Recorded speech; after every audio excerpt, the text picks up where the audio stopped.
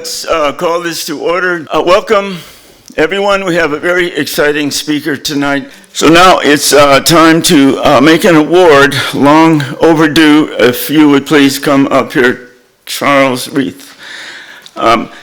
This is my friend, Charles Reith. We have been involved with the microforce from the beginning. In fact, this is a very passionate, we're very passionate about microforce. They've exploded mostly due to his energy, but in the beginning, we were so passionate that we almost had a fist fight at the celery fields, and we worked it out and got a direction, and now I always say he's got his hair on fire. I mean that as a positive thing about microforce. He's always pushing, always developing, always looking, so this award is well deserved. It's the Volunteer of the Year Award presented to Charles Reith, and it says, making the world a better place for our children, one microforce at a time.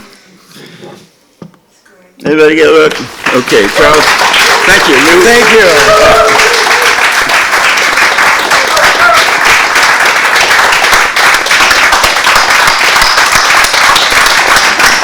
Thank you very much. Charles is going to take over for a minute and say a few words and then introduce our speaker. I'll start by congratulating yesterday's Oscar winners and say, you got nothing on me. This is an award that really feels great. I mean, it's one thing to get an award, it's another to get it from people that you've admired from the minute you met them. And that's true of me and Florida Veterans for Common Sense. So I'm deeply honored.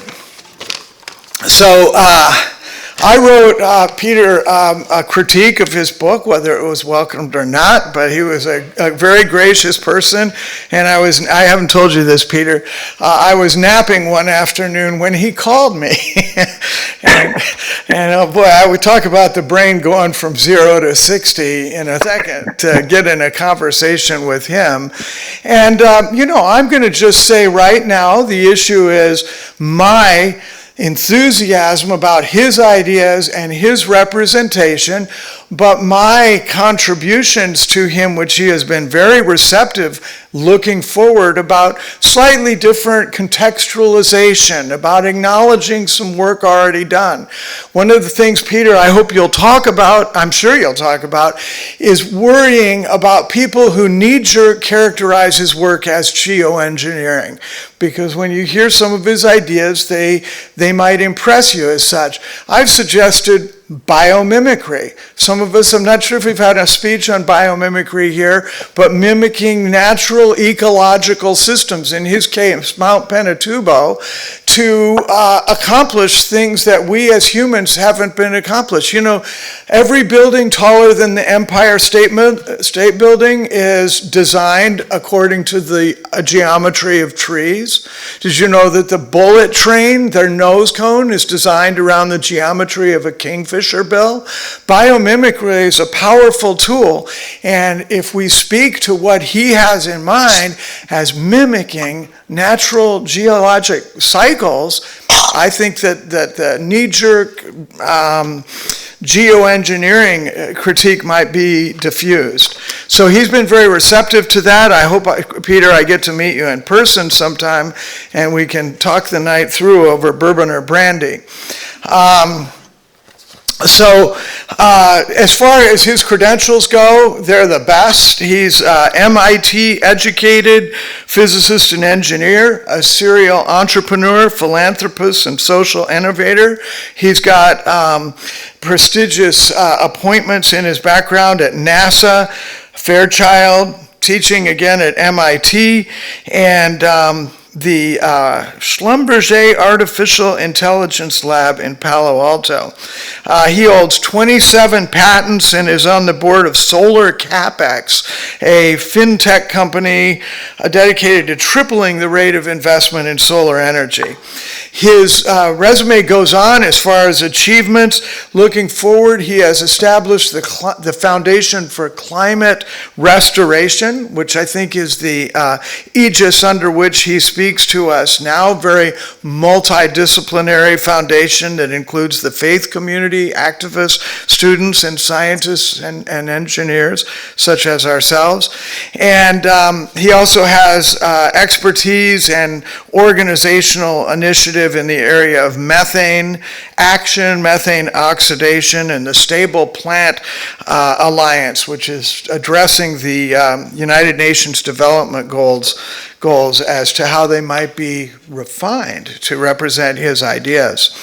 Valuable contributions. This is the book again, Climate Restoration, by Peter Fiekowsky and also Carol Douglas, who assists him. I recognized her name because she was a writer for Lester Brown, whose book Plan B 4.0 was my go-to textbook at Tulane. So with that, I introduce Peter by just stepping away from the microphone and saying, Peter, I can't wait to hear. So thank you so much for having me. It really is a privilege to talk to veterans, Florida veterans, for common sense. Restoring the climate is probably common sense. And you might be wondering, if it's common sense, why aren't we doing it? But I have to say, I'm of the age, I'm 68, so I missed going to Vietnam by a year or two, and I went to MIT instead. I just thank you guys and gals for what you've done for our country and done for our world, and just for the courage that you bring to life. So thank you. Thank you for everything you do. Thank you for everything we get to do together going forward.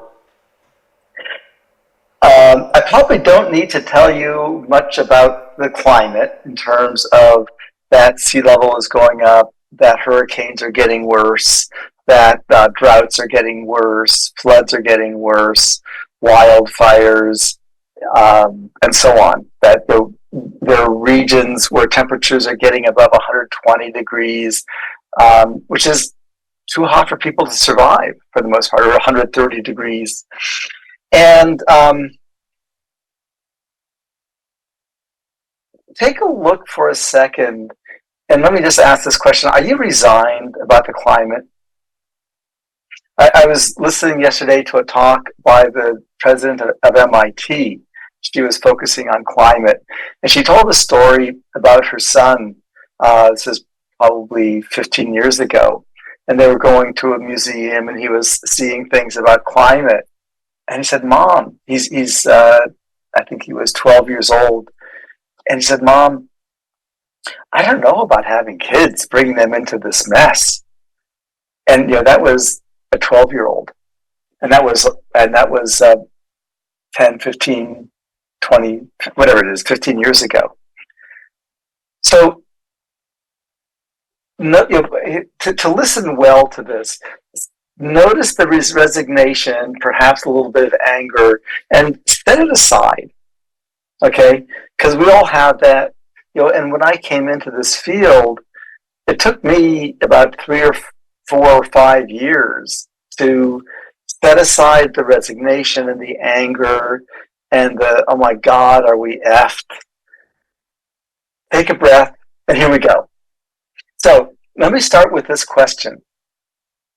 Imagine there was a button that you could press, and if you press that button, the climate would go back to what it was 100 or 200 years ago. That the CO2, the excess CO2 we poured into the atmosphere would almost magically disappear the way nature does it, and get us back to that planet that our parents gave us. Right? Well, some of you are young, so we were already in a mess. But those of you who are my age, our parents, I was born in 55, gave us a place where we figured life would go on indefinitely. Imagine there was a button you could press. We would go back to that CO2 level, back to that climate. and it didn't cost almost anything, that it was safe, because it's what nature does, would you press that button? I think the answer is yes, but everyone I've ever spoken to said, of course I would. I assume it's not a trick question. It's not a trick question, but we're not pressing that button. We have that button, and nature has had ice ages. You all know about ice ages, and quite a few of you have seen this many times. If you've been involved in climate, you've seen it more times than you wish you had.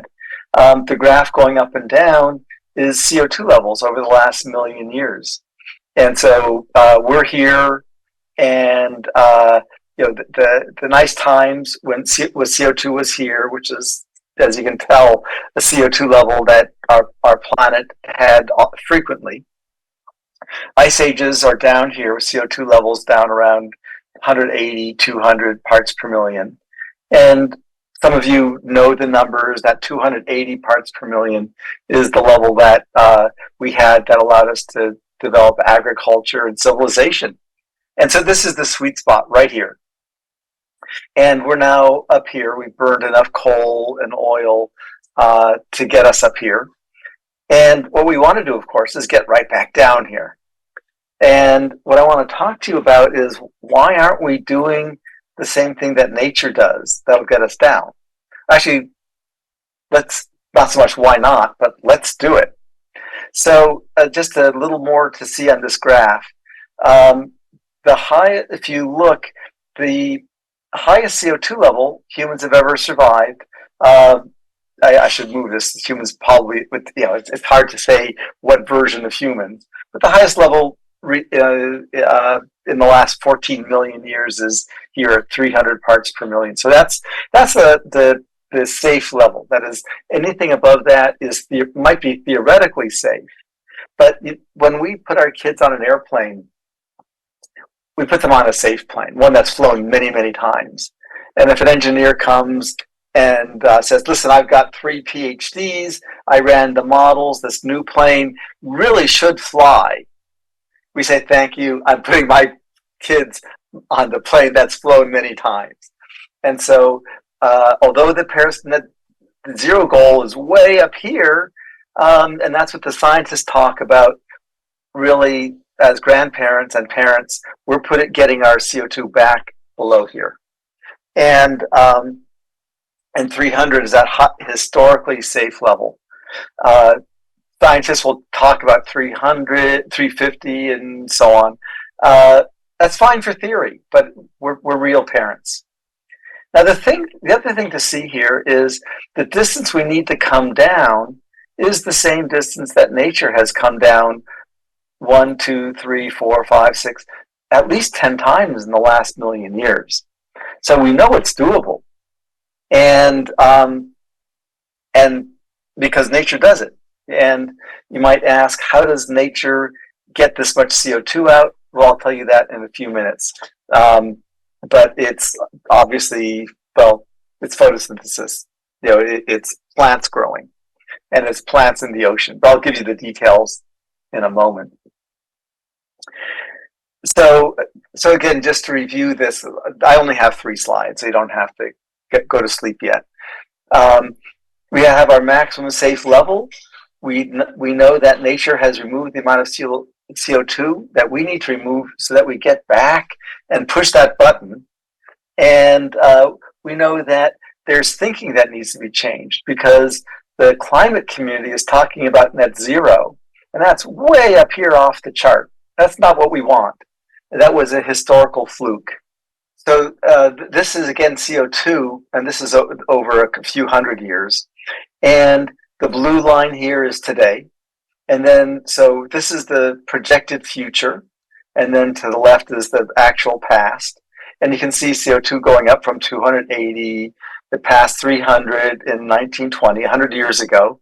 A nice, handy coincidence. So when we say bring CO2 back to what it was 100 years ago, that's what we mean, get it back to the safe level and keep on going. And then bring it back down here. When we do that, if you look at the physical modeling, the temperatures what we find is we actually get to zero warming in 2100. And so that's exactly what we want. We don't want, if you listen to the news, they talk about 1.5 degrees, 2 degrees, 3.5, 4, 5. They're talking about 10 degrees. That's not what we want. Please, let's talk about what we want. I grew up in Washington, D.C., and when I took driver's ed, I so vividly remember my driver's ed teacher saying, listen, kids, when you get into a skid, because back then we had snow in Washington pretty often, when you get into a skid, steer where you want, look where you want to go. If you look at the tree that you don't want to hit, you'll hit the tree. That's the way the brain is wired. So train your brain to look where you want to go. And thank God I grew up at a place at a time when there was snow, because I wouldn't have learned that otherwise. What the science community has been focusing our attention on where we don't want to go. So the 1.5 degrees, 2 degrees, 10 degrees, they tell us how terrible it is. And the truth is we've pointed ourselves right into that tree. And so the purpose of the work that we're doing together is to steer ourselves where we want to go. That's why I'm spending a whole bunch of minutes talking about where we want to go. We want to restore CO2 back to the safe level by 2050, and keep that motion going, so we back to zero warming in 2100.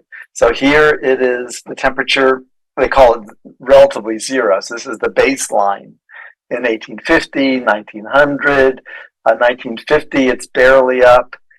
You can see variations here. These are volcanoes that erupted, and the gases reflected sunlight and cooled the planet. And we're going to get back down there.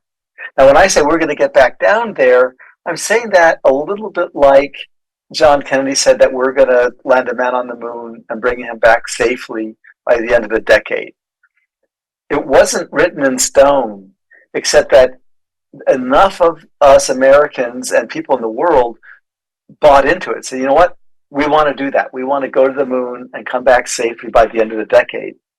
8.5 years. That's all it took. 8.5 years. And it was done with men and women using slide rules. We didn't have calculators, much less, there were some computers, but they were very slow, and no one got to use them. And they were huge. They were the size of a room.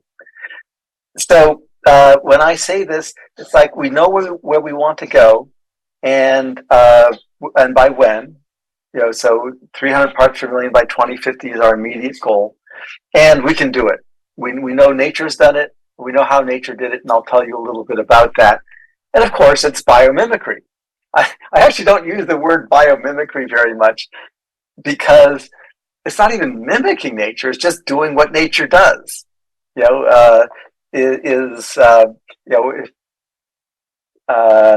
When I learned to make eggs in the morning when I was a kid, I wasn't really mimicking my parents. I was just doing what my parents did and breaking the eggs and scrambling them. In any case, you're probably asking, okay, so Peter's totally confident we're going to bring the CO2 back to safe levels by 2050. And here's the other thing is, I'm going to be 95. No, I'm going to be 95. Who knows whether I'll be still alive then.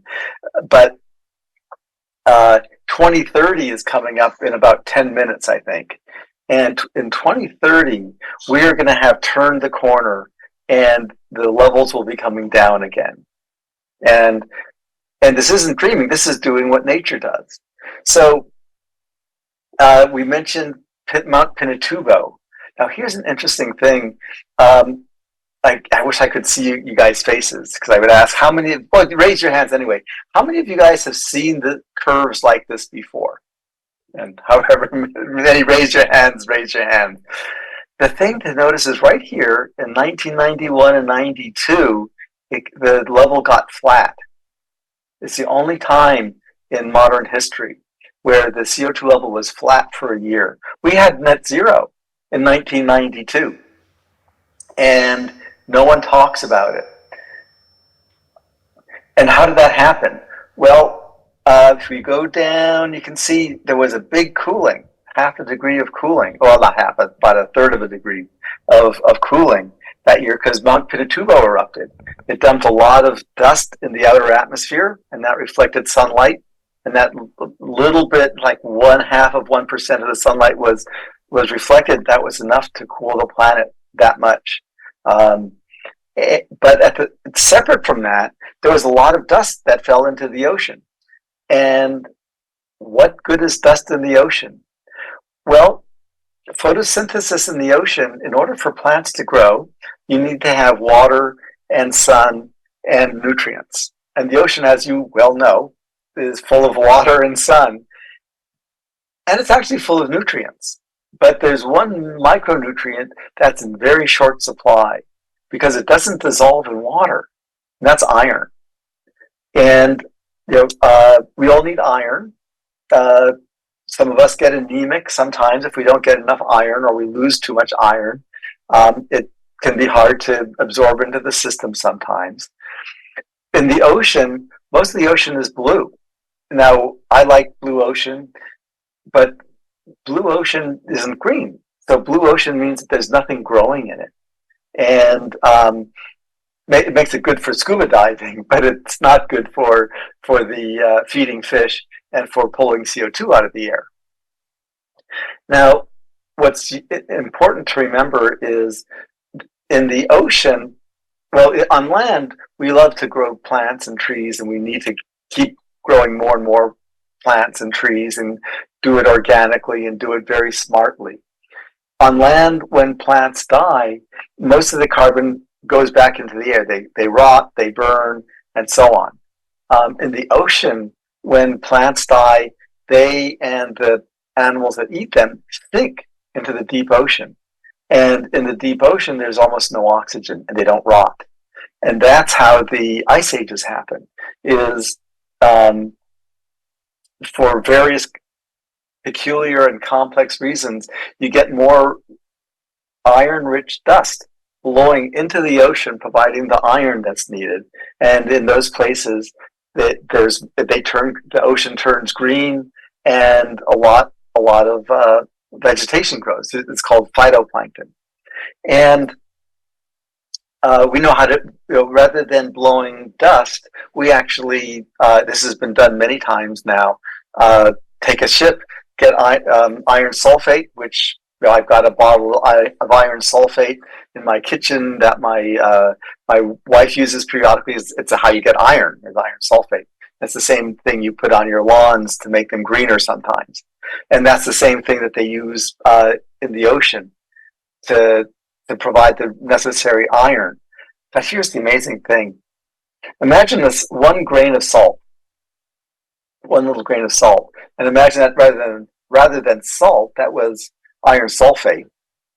That one grain of iron sulfate is enough to fertilize a whole square yard, a whole square meter of iron for a year. That's all. This one grain. Nature, over 1 billion years, learned to become very efficient with iron. It takes almost nothing. And people ask, of course, well, is it safe? And the first answer, well, of course it's safe. It's what nature does all the time. If you remember 2 or 3 years ago, there was this the pink dust blowing over from the Sahara. Well, what makes the Sahara dust pink is iron.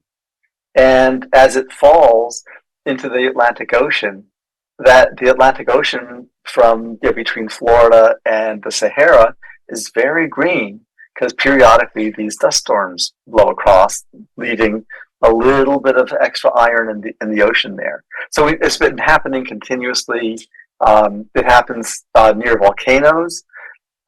As I mentioned here in 1992,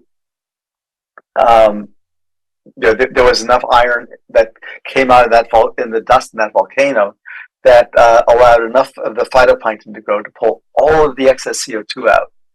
Now, we think that we can make it happen more efficiently.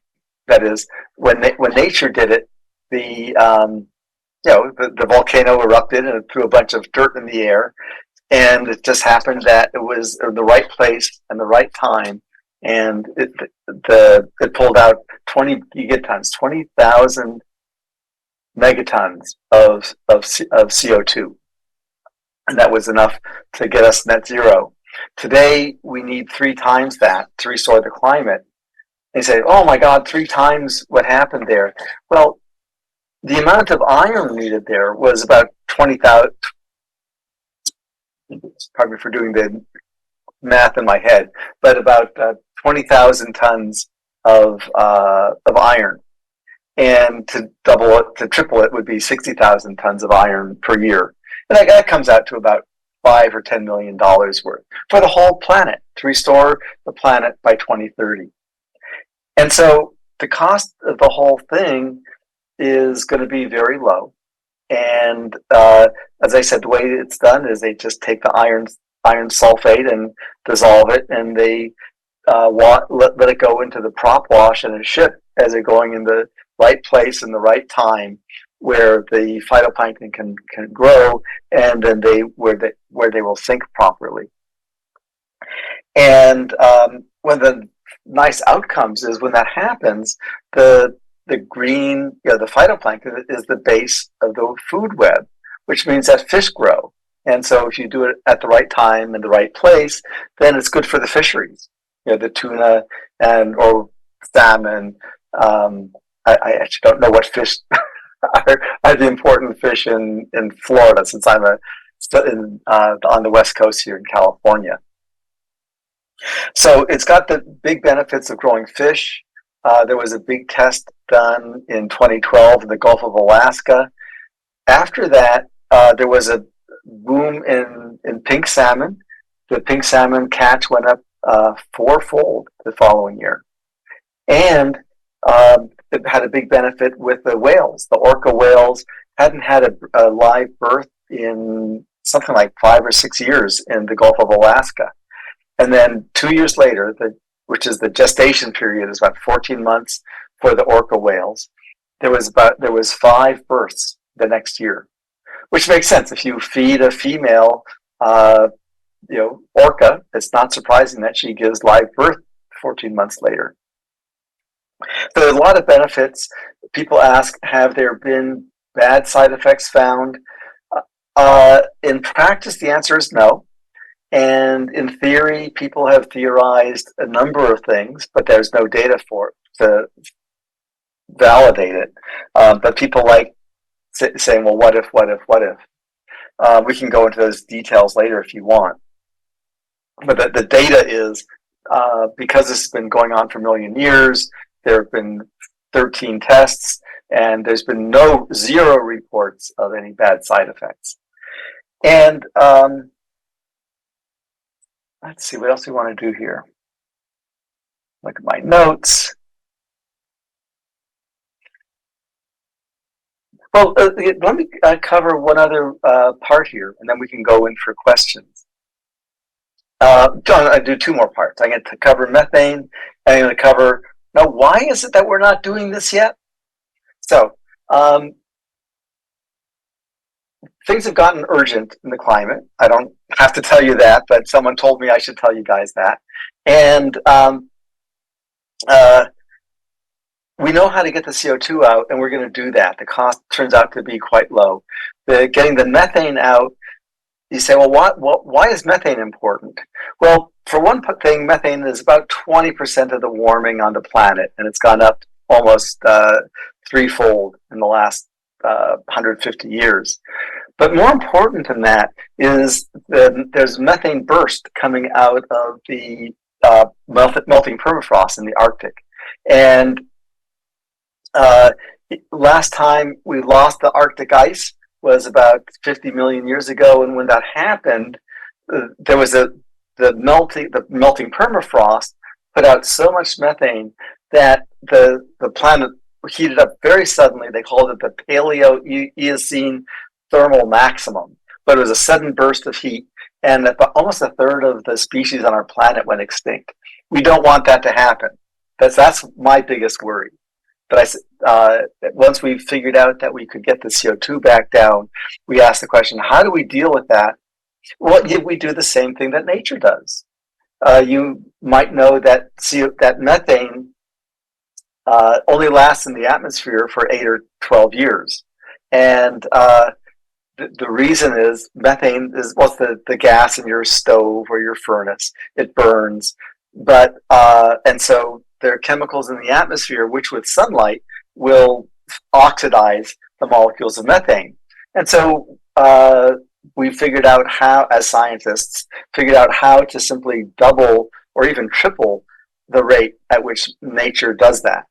And that also looks like it's low cost and easy to implement. And since nature is doing it already, we know it's safe. The concentration is insanely low. I'd love to go into the physical details, but this is the wrong audience for that. I'm a physicist, so I love that part. But the point is that we actually now know how to restore methane levels as well, and that we can restore the original pre-industrial methane levels by 2030. And if the methane burst that's beginning in the Arctic, I estimate only a 1% chance that it'll get really bad. But 1% is a large fraction for those of us with kids, right? We do not take 1% chances with the lives of our kids. And so we actually have an insurance policy. How do we deal with that? And both of those together, the ocean fertilization and the methane oxidation, together, they're going to cost about $1 billion a year.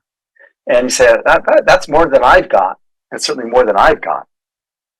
But that maybe that's about a 1,000th of the military budget. That's I don't know, a millionth or something of the global GDP. It's nothing. A city of 100,000 people has a budget of over $1 billion. So this is easy. So now we're getting to why aren't we doing it yet? And again, this is why I'm really glad to be here.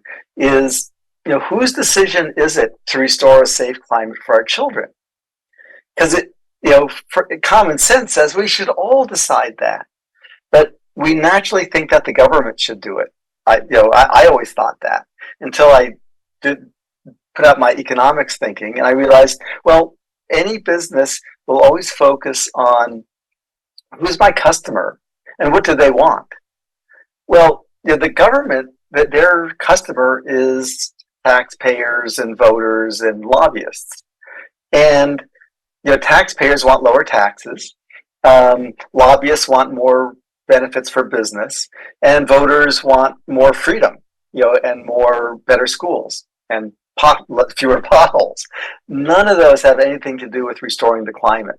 So anytime a government would want to say, oh, we're going to invest money in restoring the climate for future generations, someone would say, you know what, my school needs new chairs. And that has to take precedence because that's the nature of government. Well, how about business? Well, businesses are there, to take care of their customers, of course. But as in capitalism, the job of a business is to earn money for the shareholders. Shareholders want to retire.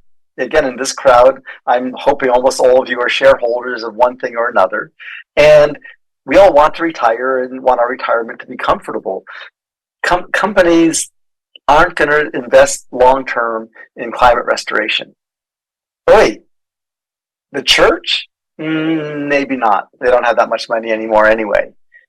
It's us. It's us gray hairs. We care like anything about our grandkids. And a lot of us have money, right? Because, as gray hairs, most of our kids are out of college. They're on their own. Our careers, it's easy for a lot of us. We can pull a good wage, and so it's up to the grandparents to fund climate restoration.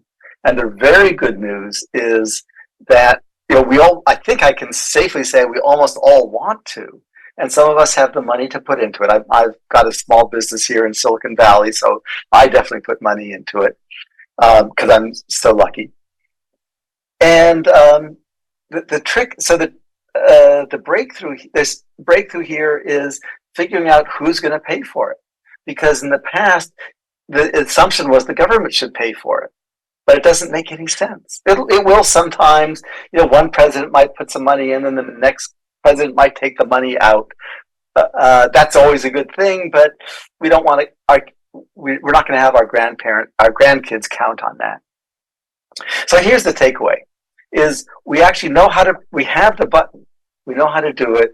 It costs thousands of $1 billion a year. So another way to look at that is if you take 1%ers in this country, and if you do the math, I love the math, but 300 million people, 1% of that is 3 million of them. If they each put in $1 a day, so half a cup of coffee or a fifth of a cup of coffee a day into restoring the climate, that would pay for the whole thing. So some will pay more, some will pay less. It is so practical, but we need us as grandparents and as veterans who stood up to maintain the country. Well, there's no point maintaining the country if we don't have a planet to live on. So it's up to us to help fund climate restoration and share the idea with everyone that we are going to restore the climate. Now, if you don't believe that the technology works yet, that's actually okay, because just like when we went to the moon, we didn't have computers, we didn't have the kind of computers that you could fly, we didn't have the right rockets, we didn't have the radios, we didn't have life support. We had to invent all of these things in 8.5 years and perfect them in 8.5 years. If you believe that Peter's too optimistic about the technology, once we decide we want it, we'll develop it. So with that, let me thank you, and let's take some yummy questions. I'm about 2/3 of the way through your book. I wish I'd have finished it, but it's so optimistic, and much of what you're saying today is better filled out in that book. I really encourage everybody to read that book and to start thinking about donating. Well, that was my question. $1 a day. Where does that go? Where do we put it? Yeah. Well, we have the Grandparents Fund for Climate Restoration. Yeah. GCR, Grandparents Climate Restoration.fund. GCR.fund. Okay. And you can also go to my website, peterfiekowsky.com, and then there's a link to the Grandparents Fund. So the Grandparents Fund is right now funding designing the business plan to do we call it the Pinatubo Pause replication. So we're working on the business plan. We're working with some wealthy families who said, listen, you show us the business plan, we'll put the money in. So it's a good strategic time to put money in it if you happen to have some that you want to invest in your kids' future. Absolutely. Rich, do you have questions coming in? We have a couple from people out in Zoom land. The first is from Vicky Niswander, and she wants to know if you've asked Elon Musk to pay for it. Oh, that's it. I have not. I don't know Elon Musk. I do know that in the past he has invested in this, it's called ocean fertilization. So he's aware of it. The politics are very complicated, is the bottom line. And here's what happened, is in the 1980s, in the 1970s, we knew that Armageddon was happening. If you may have heard of the book Limits to Growth that came out in 1972, and a lot of people poo-pooed it. It's like, we can keep on growing. We've always worked our way out of problems. We always will. The premise of that book was that you can't grow forever. And so by 1980, it was clear that climate was going to become a real big problem, but it became a political problem. The Reagan administration had to negotiate between sort of free market capitalism and guiding from the science on what needs to be done. But it became just political, and everything stopped. And that's why we're stuck with the climate goal from 1980, which was let's just stabilize the climate while it's still good. Well, here it is, 44 years later, and we have that same goal. So we're overcoming that and going to restoration from stabilization. Rich, can we get a question from Charles first?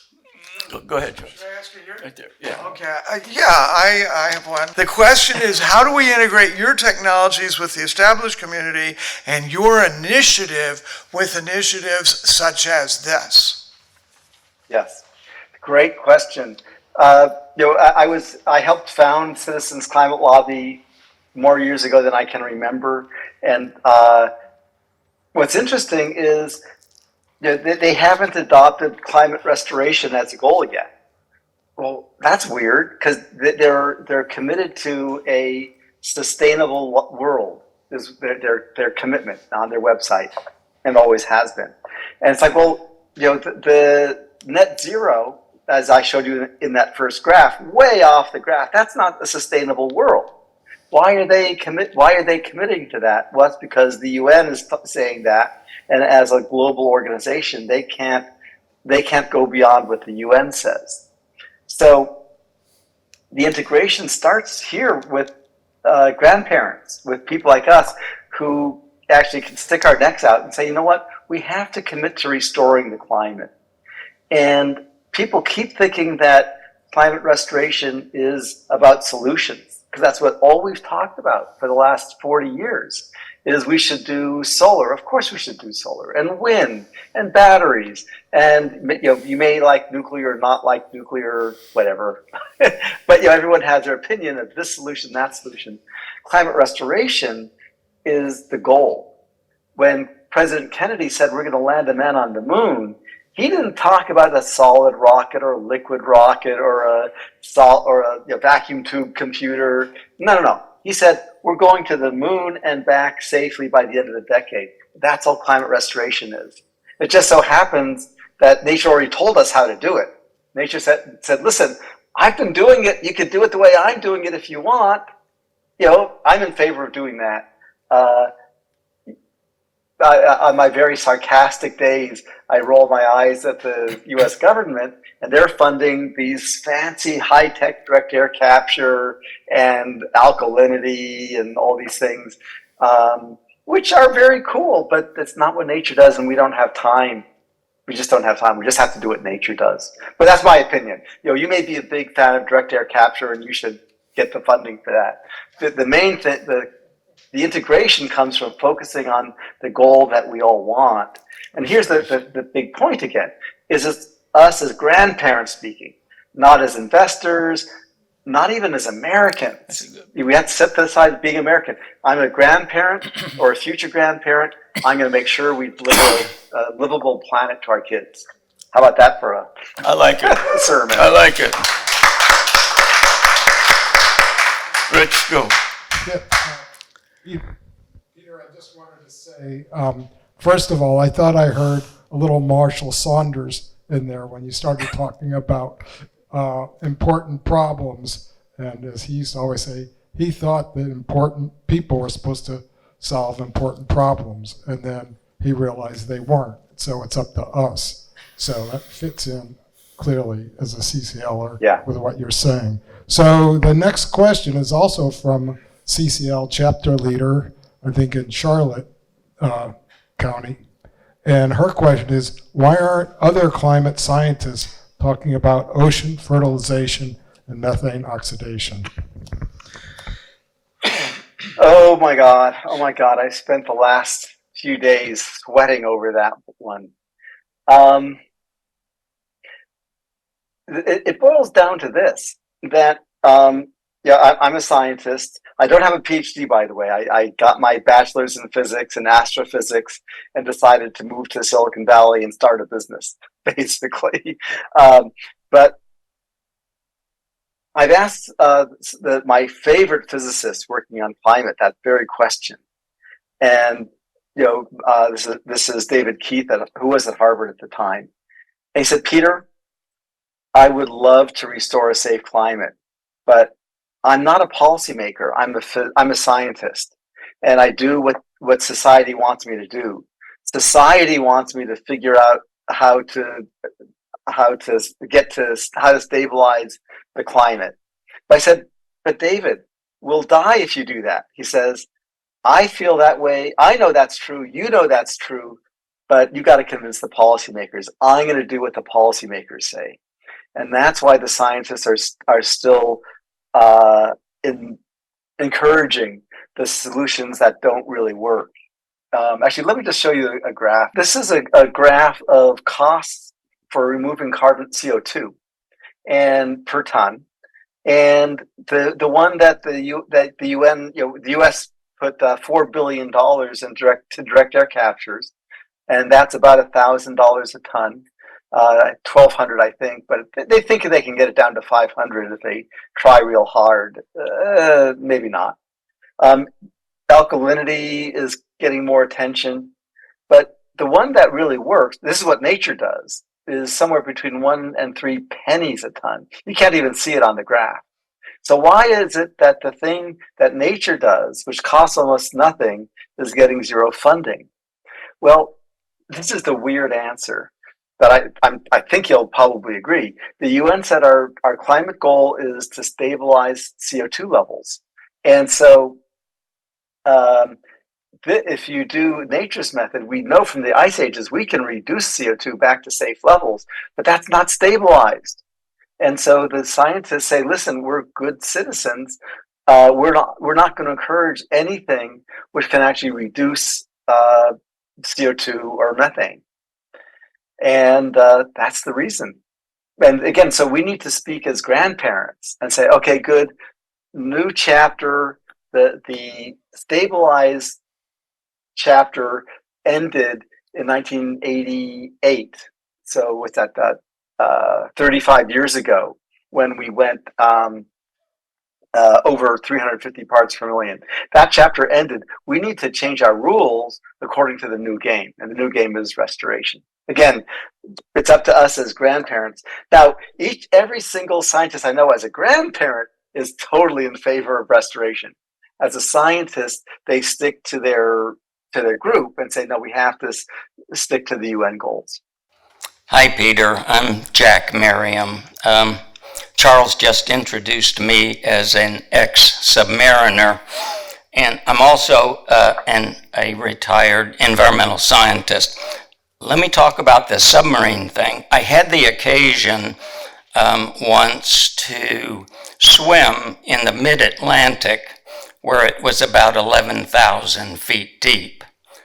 When you get here in Florida and on the Florida shelf, we are Sarasota Bay, the average depth is about 6 feet, and you're pretty hard pressed to get out to the edge of the Florida shelf, and you might be in 600 feet if you get far enough out.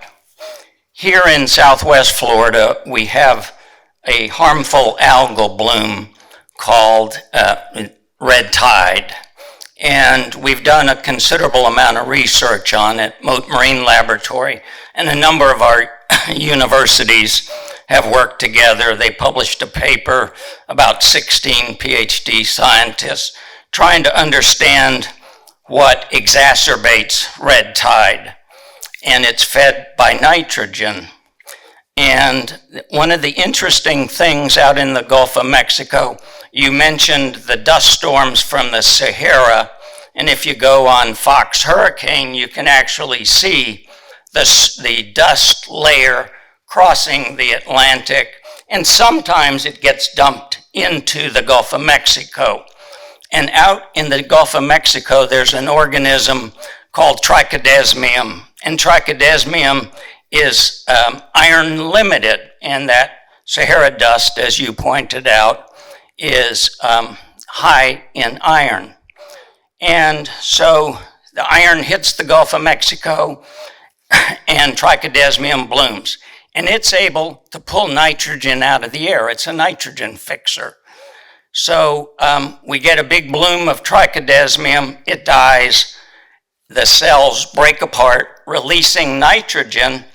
Now red tide has a large source of nitrogen, and we get a red tide bloom and an explosion, and it produces neurotoxins which kill fish, irritate we humans, and so on, and it kills some marine mammals as well. So I guess my point is to ask if you have had any experience looking at the negative effects of iron in some environments. If it was out in the middle of Atlantic where it's 11,000 feet deep and you get an algal bloom and it dies and settles to the bottom, maybe that's good and maybe nobody has adverse impacts. Here in Southwest Florida, we've had substantial negative impacts from the red tide, and it has been tied back to the iron. Have you had the opportunity to experience, and there are other harmful algal blooms other than red tide? Yeah, that's a really important point. And the thing to remember is what nature does that pulls the CO2 out only happens in that deep ocean, the 11,000 feet. It does not work at all in shallow water, in continental water at all. It has to be at least at least 5,000 feet deep. And so it would never be done in coastal waters. And here's another interesting fact is that the amount of iron in coastal waters and most of the Caribbean is about 1 million times higher than in the deep ocean. Because in coastal waters, you have runoff from the rivers. And of course, there's iron in the soil. And so it brings it into the coastal areas. In the deep ocean, the iron level is almost 1 million times lower.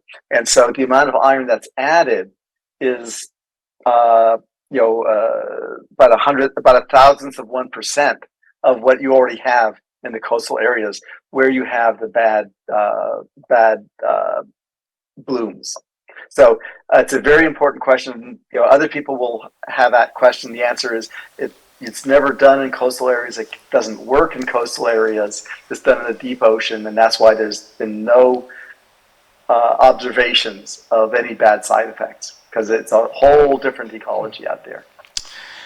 Thank you, Peter. Do you have one more question? Yeah. Okay, yeah, Rich. Peter, this will be the last one, and it's really more a comment. It's from Lindsay Kohlenberg again.